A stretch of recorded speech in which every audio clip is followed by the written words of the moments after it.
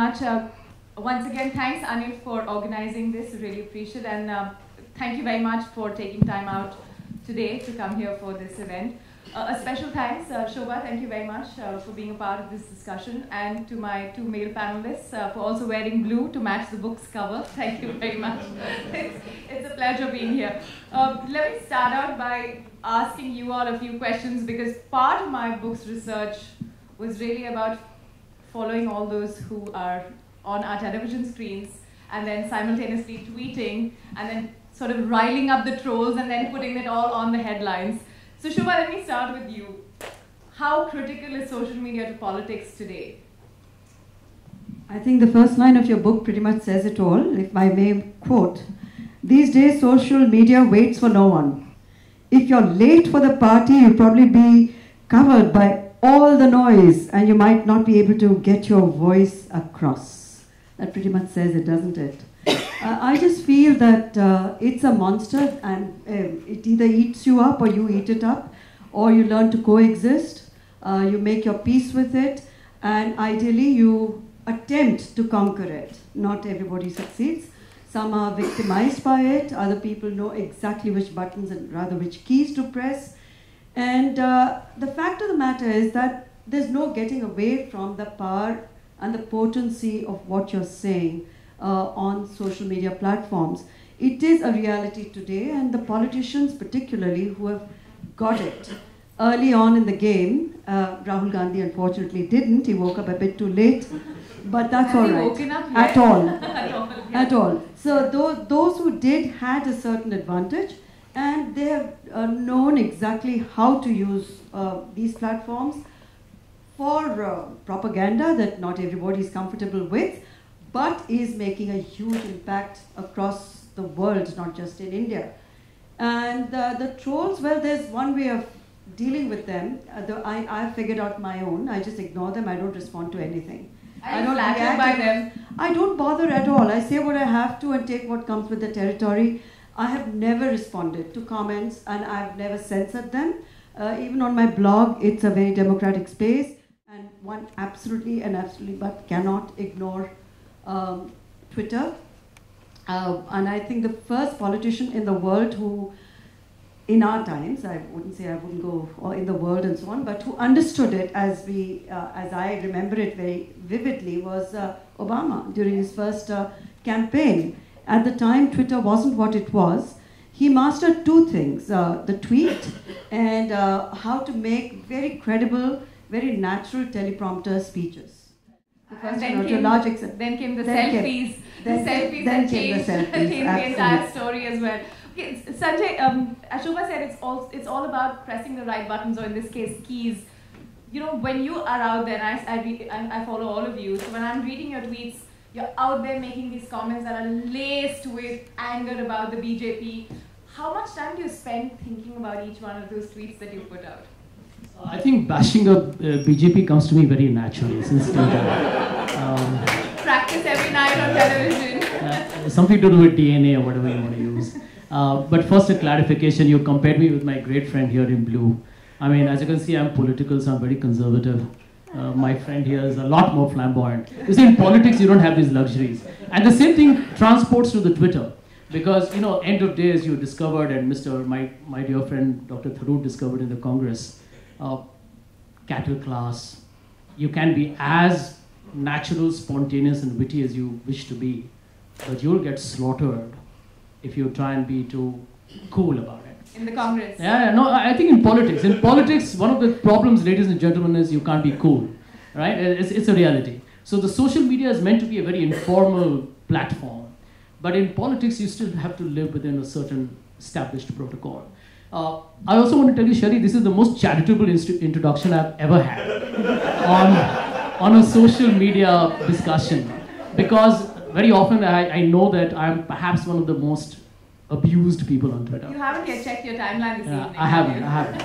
But, you know, after a 9 o'clock program, particularly after, you know, I discover what the nation wants or doesn't want to do, if I ever want to get myself into a depressive, like a psychopath kind of feeling, I need to just go and check my timelines. And the best way to discover that you feel you might have satisfactorily answered questions if you had the opportunity is when you find the hate is like an unending laundry list of scrolls of trolls that continue. And I've always felt that maybe India needs to have a troll tax in this next coming budget. But jokes aside, you know, end of the day, I think Twitter is a platform. There is constant criticism. There's no such idea like better late than never. Right. Once you're out there, and if you have the first mover advantage, there are huge benefits of it in the sense that you've engaged already. You've already sort of made like a social media mind space. No first mover advantage in social media, unlike what we used to hear in the dot-com boom time. Right now, for example, and I'm going to take up what Shobha mentioned about Mr. Rahul Gandhi, I do believe that when Mr. Rahul Gandhi hits Twitter, and I can tell you it's going to happen soon. We don't want. No, 1 minute. No, 1 minute. We don't want. End of day. No, I'll tell you what. I agree with you that we have majority of our political leaders out there on Twitter. But the point I want to make is, if Mr. Rahul Gandhi enters Twitter tomorrow, day after the elections, or whenever he does, he will have the same, perhaps bigger number of followers than many people have. So there is no catch-up issues here. Especially if the situation puts him in the opposition. What's your take? I think first of all, it's a very, very sort of sexy platform that I think we've landed up having now. So, because it is a platform that allows people to speak without censorship, people to speak their mind out, be honest about it, and get reactions from people on the money, like in the second. Okay, so it's a dialogue between the whole world. That's quite phenomenal. I think it's very sexy, very powerful, and it's the only way to go into the future. And you can't stop this anymore. This is over now. Okay. Having said that, the second point I think very, very crucial is that I personally believe, and I went through your book, I read quite a bit of it. I think it's got a serious impact on this election. What you see today, this whole excitement of 70% turnout and 63% turnout, it is because of that whole vibe. You remember the Nirbhaya case? I mean, hang on. I mean, the whole nation united. I mean, there was emotions, patriotism, everything came together. I mean, I understand what happened. It's a big incident, but we all are aware that there are 10 incidents like that on a daily basis across the nation. But social media got it going. It builds communities, it builds mindsets, and it builds lifestyles. Don't you think the politician is probably the smartest of the lot out here, who's realized, despite their age, that social media is something that helps them bypass a lot of the traditional media? I'll agree partially with what you're saying, because we're again assuming that everybody in India has access to a computer, and we are all literate, and everybody can understand tweets, which is simply not true. Yes. So they are talking to a totally different audience when they tweet, and they are looking at a totally different constituency when they're out there asking for those votes and using conventional platforms. They also have not been stupid enough to get that swept away in the social media entire craze as to ignore television, because they know when they speak in Bhojpuri, for example, and they're out there on that screen, that has a far, far greater impact than anything that any of their team could be putting out there on Twitter. But I think the two coexist, and the smarter ones are using all the platforms available to them, but they're certainly not underestimating the power of television, which I think in India still dominates and is still the game changer. Because everybody in the village can watch TV, but not everybody can tweet or read tweets, or read at all. But Sanjay, let's come down to the parties, right? I mean, Congress has had possibly the most articulate spokespeople on Twitter, yet they don't seem to make a collective impact. First I want to comment on the young part of Twitter that we keep talking about. Look at what happened in Bangalore. I mean, that's a perfect manifestation of how I think we tend to overanalyze and really go nowhere. By the way, Bangalore has a higher population of software engineers than Silicon Valley. This has been a very talked about election, particularly by my bearded counterpart. Now, despite that, you look at Bangalore today, it's had such a poor turnout. I mean, a young population. I think Bangalore is somewhere an epitome of with the way India ought to be thinking. It's not responded. So there is, whether you call it lassitude, whether you call it just enjoying a holiday out in the sun, but not at the polling booth, well, that's something that we'll debate after the elections are over. But you know, on the Congress part of it, I'll tell you the uniqueness of Twitter. You know, you can't really orchestrate it. I'll give you an example. I can't write an article, okay, which I've just done, and I'll send you a tweet because it had the BJP very paranoid. And tell Dr. Shashi Tharoor by phone, I can do it, by the way. Tell him, you retweet that. I tell Manish Tiwari, you retweet that. I tell RPN Singh, you retweet that. I tell Deependra Hora, you retweet that. You see, you can't do that. You should not do it. Because, you know, I do believe it's a medium of communication. You know, what's wrong with I'll tell you, Shelley, what the point is. You see, it's a platform that needs to find its own spontaneity. You know, before I was coming here to your program, the only thing which I did, and I want to make a confession, is I went to Twitter audit to check how many followers as of today of my Safed Dari are genuine. And I found 72% are fake, 19% are inactive, 9% are genuine. Turkey, Uzbekistan, Ukraine, I don't know where it's come You said from. these were yours. No, these belong to my great friend. Yeah. Well, you know, that's a problem with the Congress party. We are too subtle. Even if I concede to the point, and it's a reality, I'm not going to challenge that. The numbers, fictitious, fake, whatever, they have the numbers on Twitter. Which happened just 3 weeks ago, where the Bharatiya Janata Party was including in its party a gentleman by the name of, I'll name him, Pramod Muthalik. Alright? Ram Sene, pink chaddi campaign guy. Alright? The moment that news came on, the social media went on a rampage questioning Modi and the BJP. The social media is, by the way, not divided between pro-BJP, pro-Congress. I think there is a pro-BJP extreme right-wing element, and then there is the rest of the world. So I think the rest of the world really took over. And I think that tells you that you can't really influence social media through some social media agency that can do the indexing of the words and play around with it. And my second point is, there is something happened at the FICCI meet last year. Now, you know, I was part of that campaign, you know, and I'll confess to that. Before that, Mr. Modi, until he went to the FICCI campaign, had this image of being impregnable, the know-it-all, the man with the magic wand, Harry Potter, goodbye. I know it all, and whatever Mr. Modi does, he had an unassailable reputation. A campaign with a 4-letter word started, and believe me, I didn't start it. There were some volunteers who did it.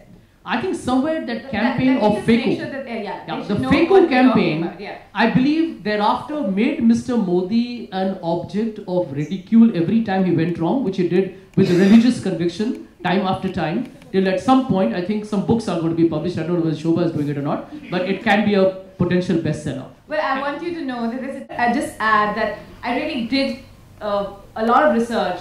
I must say, at the end of this, BJP used FECO to turn it against the Congress. And then they went on a rampage. Now that could well be by the number of people they have on the right-wing side, and you know, the internet may be saffron. But somewhere I think Rahul Gandhi was at a disadvantage after starting this campaign, which was effective for the Congress for a few days, and then it was turned around by the BJP against the Congress itself. So tragically, both Pappu and FECO suddenly became BJP's pet hashtags. And I agree with you, it is the biggest hashtag what to happen in India, and it's worth a book for sure. It's a case study, yeah. Yeah, it's a case study. But I think it's a case study just as much for Congress as well. This election, while it's very high on social media, the real test actually lies after the elections. The guys who are going to stick out there, use social media, and make sure that it actually remains a part of their life rather than a flash in the pan because somebody else did it. I mean, as we know famously that Lalu just joined Twitter December 2013. And this is the same man who went around on TV channels saying, yeah, IT shaiti kya hai? And then he says, acha, ab hum Twitter pe hain. So, you know, this is the way it's changing. And such anecdotes are sitting in the book because Karunanidhi. How many of you know Karunanidhi is on Twitter? He really is, and he's very interested. Those dark glasses suddenly come up when he's on Twitter, you know. He knows what is being tweeted about him. So there are people who are on Twitter who I had no idea, and that's what, you know, I discovered. But really, the election will determine how effectively this social media phenomenon sustains itself. Do you buy that, or do you think it could actually just be a flash in the pan? I really don't buy it. As I said earlier, the reason I don't buy it is because here we are talking to converts. We are talking to what is sniggeringly referred to as people like us. In fact, we are the cattle class today. So it doesn't matter a damn how we respond or don't respond. At the end of it all, the Indian voter has always voted with a kind of common sense that nobody, not even Prannoy, has been able to very accurately chart or predict. And that is the beauty of the elections. It has always been the beauty of our Indian elections. You just don't know what will actually happen when the person goes into that voting booth. So this phenomenon that we are all talking about, especially with the politicians, and when you talk about Mr. Dark Glasses himself tweeting and checking his tweets and so on, is something that I think is transitory. It's the kind of moment they don't want to be excluded from. But once the elections are over and they go back to their various little holes wherever they've come out of, it's not going to matter a damn, because why would they even bother to even maintain a team or to communicate? Because they're not interested in communication. They're interested in propaganda.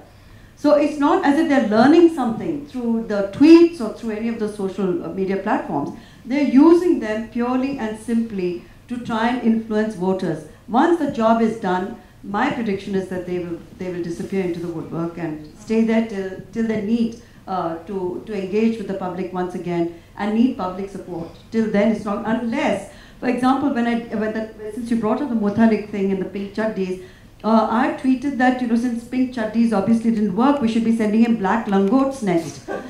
Now, that did generate a certain amount of traction, and it did translate into a lot of outrage of how can you even think of this man?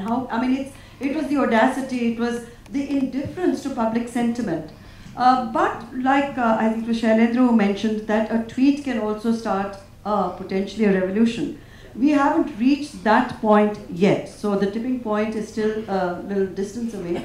Nirbhaya could have been that, was in many ways a very significant use of social platforms that galvanized public opinion, but that kind of wave that got people onto the streets in Cairo has not happened so far. But who knows, we'll see how it goes. We still have a few weeks left, and we'll know. I just had a point on that one. Can I, to Shobha's point. I think if you're smart and you understand the future of the digital platform medium into the future, I think the two things are going to happen. The government that comes in power, if it has used the digital media to get into power, and then it gets into power and starts ignoring it, better watch out. Point number one. Point number two, whoever is thinking or is soon to lose and be in the opposition, I think they should be right now spending every penny and dime to be there, because I'll tell you one thing, this country is going to react very differently post-elections this time. Okay, so yes, a lot of excitement, change, maybe no change, Congress, BJP, all that jazz. Post-elections, there'll be a voice. And that voice will have the power to throw things overnight.